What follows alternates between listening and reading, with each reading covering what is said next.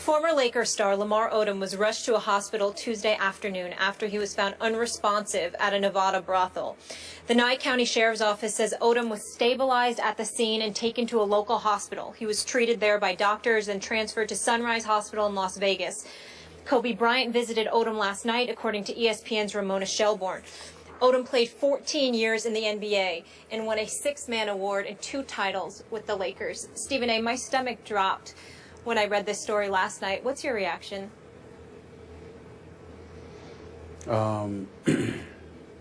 Incredibly sad, to be honest with you. I've known Lamar Odom, obviously, for over 15 years now. We first met, actually, when he was in high school. For a short while, Skip, he went to Christ the King High School in Queens, New York. Ultimately ended up at the University of Rhode Island before he went to the pros as the 4th overall pick. Really good player, somebody who underachieved when you consider the fact that he was 6'10" and a lefty, all the things that he could do on the basketball court. I know that he always drove Kobe Bryant crazy because Kobe loved him dearly, but at the same time, it was like they were fire and ice. Kobe was, straight fire coming at you, and Lamar Odom was always cool. And I remember when they beat Boston in the finals in Game 7. I was in Boston.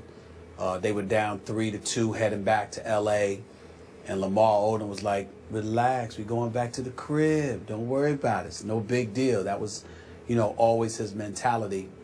And I remember I was on SportsCenter one time, Skip, and I was going back and forth with our very own Robert Flores, because I pointed out how once Lamar Odom departed from L.A., when they let him go, to say that he was devastated doesn't put it in its proper context. He came on my radio show in 2011 when I had the show ESPN LA, and he was literally crying on the air because he had gotten let go and traded by the Los Angeles Lakers. He was flat out devastated. And I talked about how Mark Cuban and the Dallas Mavericks, before they let him go, how they were going to have to let him go. He had zero interest in playing. It wasn't just about being in LA. He absolutely loved being a Los Angeles Laker. And from that moment forward was where the precipitous fall took place. And you heard so many different rumors about drug use, about partying nonstop, about not having a care in the world. And then Skip, I pulled him to the side and we had a conversation one time. And he was devastated because from the time he had married Khloe Kardashian, he felt like, loved ones that he had always been there for didn't want to be there for him. And what people don't understand is that when it comes to a guy like Lamar Odom, that's going to hit him and affect him differently. It's not that he's weak or anything like that. He is a bit sensitive, no matter how cool he tries to come across. But he also hurts and stings relatively easier compared to other people because, Skip Bayless, I've known this man for over 15 years. My hand on a stack of Bibles. Molly, Skip, I have never, ever, ever heard him say one negative word about another human being. He's the only person that I've ever met in my life that has never said a negative word about another human being that I've heard. I've never heard him say it. He's never spoken negatively against anyone. And that time that he confided in me about his family, he just felt like their disappointment or whatever was so glaring that he felt abandoned at that particular moment in time. I hadn't spoken to him face to face since then. That was a few years ago. He was still married to Khloe Kardashian at the time. But that's one of the things that he was going through. And so the combination of that, one can imagine, combined with the ultimate divorce from Khloe Kardashian because of his behavior off the field once he had gotten traded by the Los Angeles Lakers and somehow, some way wasn't able to get back there, it devastated him.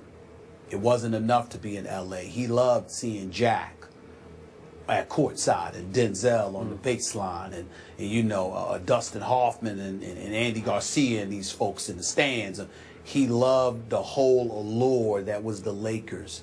It was an addiction to him before other addictions evidently came into play. And so now we find ourselves in a situation where we're hearing the very worst. We don't know. The reports haven't come out, but obviously he appears to be in dire straits from what the reports are indicating. I hope and pray that he's going to be okay, but it doesn't sound that way. And at the end of the day, anybody who knows Lamar Odom in the NBA and beyond will tell you that this is a very, very bad day because he is one of the nicest human beings you will ever meet. I appreciate your insight into Lamar Odom. I am so with you on this one. Now I'll give you my insight into this young man. He's still a young man. Rooting for him, praying for him, as are you, as is Molly. In 1999, when I was the columnist, as I mentioned earlier in the show, at the Chicago Tribune, I campaigned for the Bulls as they rebuilt post-Michael Jordan to draft Lamar Odom #1 in that draft. And I was very disappointed on draft night when they did not. They went with Elton Brand, sort of an undersized forward, tough kid, you know, great competitor, great intangibles, great locker room guy, but not the #1 overall pick in the draft. And Lamar fell to 4th to go to the Clippers. Shook me up.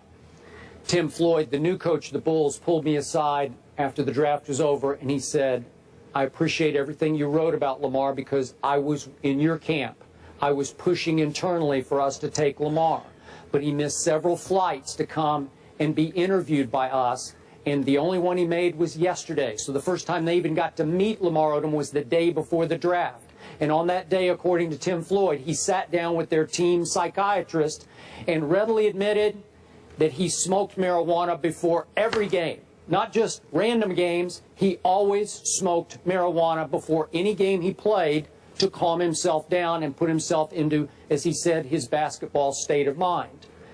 And Jerry Krause, to his credit, I had lots of issues with Jerry, but he sat at their board table and he said, I'm not taking that guy with the 1st overall pick after he admitted that to us.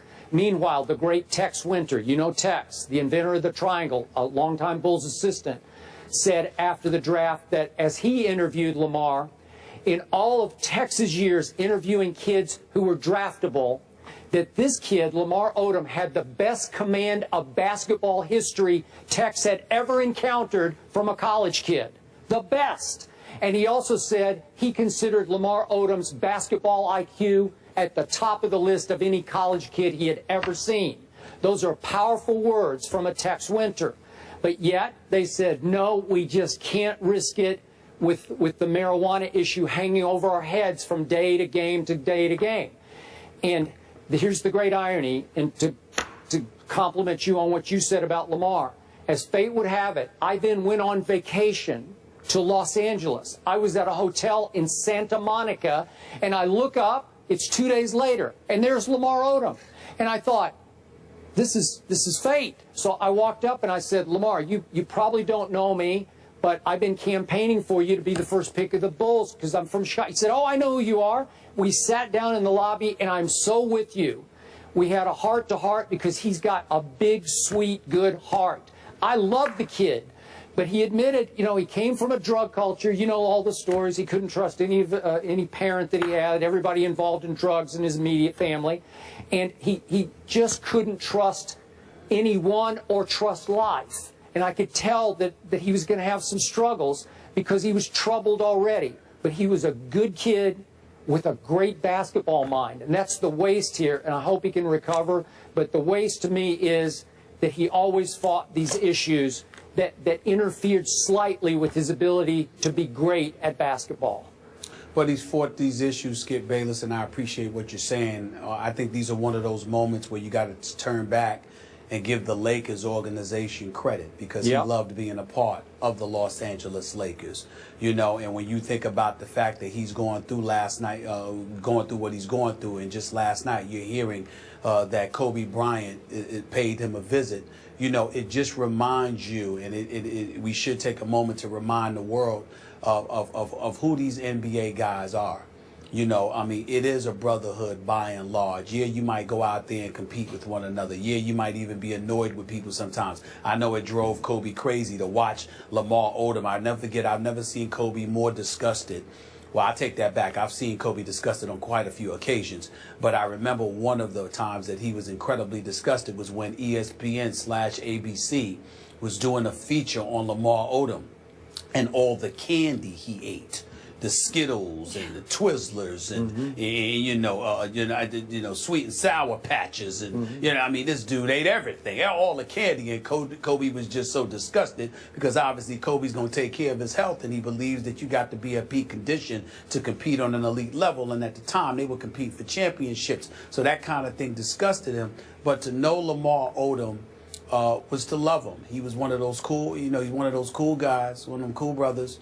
That, again, never has a bad word for anybody. And I think you'll see the entire NBA community, you know, with a lot of thoughtful brothers who care about the right people for the right reasons, particularly at the right time, step forward and express their thoughts and their prayers for him. And God, and we just hope that, you know, that God blesses him and he doesn't end up leaving us. But it's something that's on everybody's mind right now in the NBA community, because a lot of people know what Lamar Odom overcame. And I'm here to tell you right now, the drop for me, I can't emphasize this enough, the drop began when he left the Los Angeles Lakers. It was devastating. He was miserable from that point forward.